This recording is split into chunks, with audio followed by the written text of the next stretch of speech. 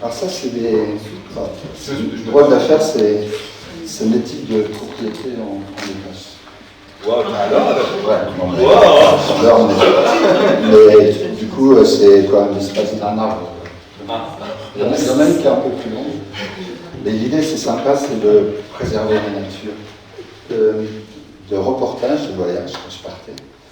Et comme je suis attaché au Vosges, j'achetais des carnets. Et j'achète toujours Pierre Fontaine, évidemment. Je peux regarder si ça ne dérange pas? C'est ce que je fais. Ouais, non, je ne veux pas être discret. Hein. Moi j'ai cette chance. Parce qu'effectivement, tu as quand même beaucoup écrit sur les Vosges. Il me semble, si je me souviens bien, une quinzaine de livres à peu près sur les Vosges. À peu près, oui. Ouais. Et alors le premier, c'est sur les tourbières. Et ça date de 91, donc ça fait déjà un petit moment. Ouais. J'avais écrit ça avec Étienne Géant, qui était médecin, qui est toujours impliqué dans le monde associatif.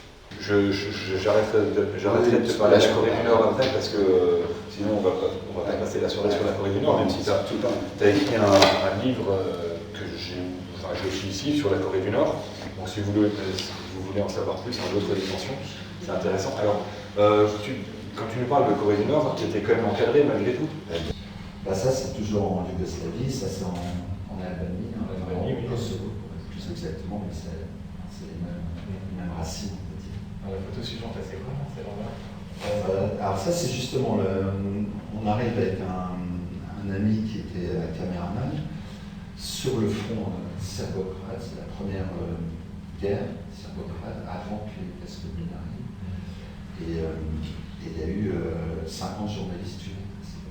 Oui, parce qu'au final, ta carrière de journaliste, elle a quand même pas mal débuté avec la Liberté de l'Est. Tout à fait. Ouais, et ensuite, j'avais déjà le background de Zelica, etc. Oui, tout à fait. Ouais. Et puis j'ai vite compris que dans ce petit journal, ça allait faire. Et du coup, quand tu te retrouves en zone de guerre, on a vu quelques photos là passer où on te voit casqué, tout ça. Qui est-ce qui te protège, on va dire? Alors les premières fois, je n'étais pas du tout protégé. Je partais avec un cuir. Et puis un jour, j'ai eu une anecdote. On était seuls, on s'était entraîné avec un jeune freelance photographe. Justement dans la zone dont parle Elie Shoraki dans son film Harrison's Flowers. Donc en fait, les zones de guerre dont tu en as connu, c'est pas forcément non plus ce que tu recherches au quotidien quand tu pars en reportage. Et d'ailleurs, je crois qu'une des expériences qui t'a le plus marqué, c'est les Mapuches. Ça se passe au Chili. Est-ce que tu peux peut-être nous expliquer un peu? Ouais, juste un petit mot avant, j'ai rencontré sur le terrain des gens qui auraient pu être les prix Nobel de la paix dans leur action. Alors les Mapuches, c'est autre chose. Je suis au Chili, je tombe sur une manifestation pour défendre les PPM, les Presos Políticos Mapuche, les prisonniers politiques Mapuche. Et je dis, c'est quoi ça? Pinochet, c'est fini depuis longtemps. Enfin, et on me dit, c'est des Indiens qui... Quand je commence à m'y intéresser, je fais un ou deux reportages. Et après, j'ai voulu m'immerger dans une communauté. Donc j'ai réussi à le faire. Donc là, on est au Chili. On est au Chili. Donc le Chili, on connaît, c'est le pays qui est extrêmement tout en longueur. On est à 700-800 km au sud de la capitale, Santiago, dans une superbe région où il y a des volcans, où il y a des lacs, enfin c'est magnifique, des parcs nationaux. Ça commence à être un peu froid déjà. Ouais, sauf que les Mapuches, on les a expulsés en partie, on les a spoliés de leurs terres. Et donc ils sont en lutte, mais ils sont aussi les gardiens du temple, parce qu'ils sont en communion avec la nature d'une façon extraordinaire par rapport à ce qu'on vit aujourd'hui. Ça a du sens. La nature est toujours très présente dans les reportages et les écrits. Ouais. Alors après, je vois bien aussi que tu n'as pas fait que écrire des reportages. Alors peut-être on va laisser l'album photo pour le moment, mais tu as écrit aussi des romans, des nouvelles, des recueils de nouvelles. Et il y a notamment un roman dont on a reparlé cet été, alors que ça fait 18 ans qu'il a été écrit. Moi, je ne l'ai pas trouvé en neuf. Hein. Du coup, tu vois, j'ai retrouvé sur un site d'occasion, mais bon, ça s'appelle À quoi Vosges Connexion.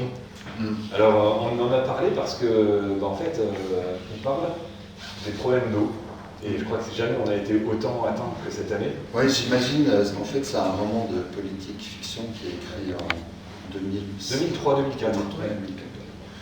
J'imagine en 2050, la situation de l'eau, ressources publiques, en fait, qui est entre les mains de mafias. Alors, voyage initiatique que tu as écrit, je pense, pendant le confinement. Il était écrit avant, il est sorti à ce moment-là. D'accord. Alors celui que tu as écrit pendant le confinement, c'est celui-ci, alors peut-être plutôt, voilà. Donc la fin de tous les toxins, c'est le dernier. Donc c'est le voyage initiatique et la fin de tous les toxins sont deux recueils de nouvelles qui tous ont quand même une inspiration dans quelque chose que tu as vécu, mais alors qu'ils sont blindés de symboles, quoi. Il y a beaucoup de choses qui, pour quelqu'un qui serait extrêmement cartésien, ça rentre pas forcément facilement, quoi. Mais tout est symbole. Alors voilà, c'est ça qui m'intéresse aussi, c'est que tu nous parles un petit peu de ce que c'est pour toi tous ces symboles. Tout est symbole, c'est-à-dire en fait, symbole, ça vient du grec symbolène, ça veut dire qui unit, contrairement à diabolène, le diable qui désunit. Mais parler des symboles, ça veut dire accepter de l'autre qui voit le symbole d'une façon différente. Donc c'est tout un travail sur la différence, et Dieu sait si nos sociétés aujourd'hui se posent des questions sur la différence. Et du coup, les imaginales, tu intervenais dans la partie qu'on appelle les imaginales maçonniques. Non. Non, d'accord. Moi oui. J'interviens chaque année. Et c'est là-dessus que vous êtes rencontrés? Non, c'est imaginal. D'accord, voilà. C'est imaginal global. Ouais. Parce que du coup, c'est vrai que pour parler aussi un petit peu de ton engagement maçonnique, alors c'est quelque chose, bon évidemment, c'est une réputation de grand secret, et pourtant toi tu n'as jamais cherché à en faire un secret absolu, tu en parles assez librement. Oui, j'ai même écrit un ouvrage là-dessus. Oui, j'avais pas un énième ouvrage qui trahirait les pseudo-secrets de la maçonnerie, mais plus un ouvrage, on s'est écrit avec un jeune maître, on parle de notre engagement par rapport à la société. Et donc c'est du vécu plus que autre chose. En fait, du coup, ça s'appelle « On ne n'est pas franc-maçon, on le devient ». Oui, c'est une formule qui a déjà été utilisée même dans l'Antiquité d'ailleurs. Oui, c'est pas bon, voilà, c'est un peu l'idée. Et en fait, chaque chapitre aborde un thème différent. Et notamment, tu parles aussi des symboles dedans, forcément, ça fait partie complètement de toi. Et pas uniquement de ton engagement maçonnique, mais aussi de toute ta vie, on l'a bien compris, que ce soit chez les tout est interdépendant, de toute façon. Tout à fait, oui. Et c'est un peu sur ce thème des symboles, finalement, que vous êtes retrouvés aussi avec Laurent. Aussi, oui. En fait, pour être simple, parce qu'on n'est pas là pour parler trop longtemps, c'est un parcours aussi intime. Le secret, il est dans l'intimité du parcours de chacun. Mais ce qui s'y fait, il n'y a pas de souci.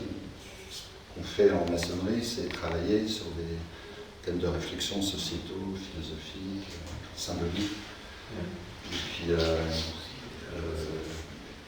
peut-être changer de cap, après avoir entendu dans un lieu protégé ce qu'on dit à un autre.